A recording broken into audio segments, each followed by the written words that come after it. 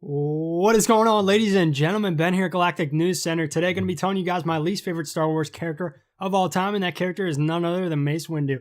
Now, I know that may come as a surprise to some of you, and it might actually offend some of you depending on how attached you are to the whole purple lightsaber thing, but at least hear me out. For me, Mace Windu represents everything that went wrong with the Jedi Order, and actually gives a lot of merit to Anakin's notion that the Jedi had lost their way throughout the war. So Mace Windu was probably the number 2 guy in the Jedi Council, and I don't know if there was actually an official rank amongst the Masters under Yoda, but when the Clone Wars began, it was definitely Mace Windu who assumed that mantle next to Yoda, or at least that's what the movies gave off. Now, throughout the war, Mace Windu threw out any notion that the Jedi were peacekeepers throughout the galaxy and transformed the Jedi into more of an officer class than peacekeepers.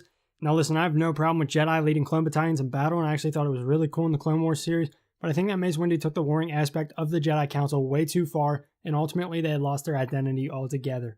Other than that, I'm going to be focusing on the events of Star Wars Episode 3 because that is the movie where Mace Windu's arrogance is on full display. First, when the Council was talking about Chancellor Palpatine and the Senate's motion to give Palpatine emergency powers, they were worried that Palpatine were gaining too much power and wouldn't relinquish it once the war was over, and I get it as a very legitimate concern. Any democracy would be scared for something like that, but my dude Mace Windu comes out in the council meeting and is like, you know what, once we kill General Grievous, I'm marching down there to that Senate building myself, and I'm kicking his old ass out of the chair. Forget letting the Senate hold the Chancellor accountable. I'm going above democracy on this one.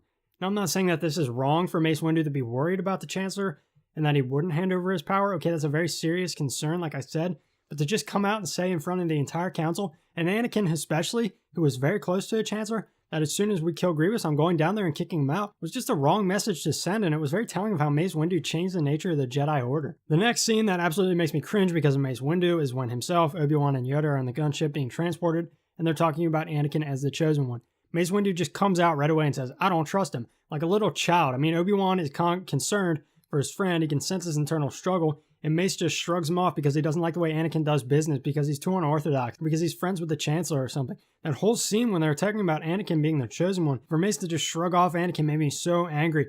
Don't you think, Mace Windu, that if there's a good chance that this kid is the chosen one and is responsible for bringing force to the balance to the Force, don't you think for just a moment, Master Windu, that maybe we should probably, I don't know, take care of him, keep an eye on him, make sure that he has good role models to follow so he doesn't, stray away, reject the corruption of the Jedi and destroy the galaxy? Don't you think for 1 second, Mace? Really? Lastly, the scene where Mace Windu tells Anakin to stay at the temple, and Mace eventually goes and gets killed at the hands of Anakin and Darth Sidious. Why, Mace Windu, why would you tell Anakin to stay back? And on top of that, he said, well, if this is just true, you've earned my trust. Why the hell would Anakin lie about Chancellor Palpatine being a Sith Lord? That makes absolutely no sense. If you were scared that Anakin's friendship with the Chancellor was going to ruin things, I think Anakin would have seen the problem with Palpatine if he witnessed him hacking down 3 Jedi. But no, Mace Windu had to do this hard-ass himself and make Anakin stay back so that when he eventually did arrive, Palpatine was able to manipulate the situation. I'm not saying that Mace Windu is single-handedly responsible for the downfall of the Galactic Republic, but he's not single-handedly unresponsible for the downfall of the Galactic Republic. He didn't help things at all. That's all I'm saying.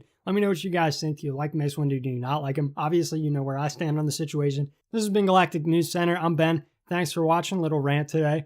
And as always, join me and together we'll rule the galaxy.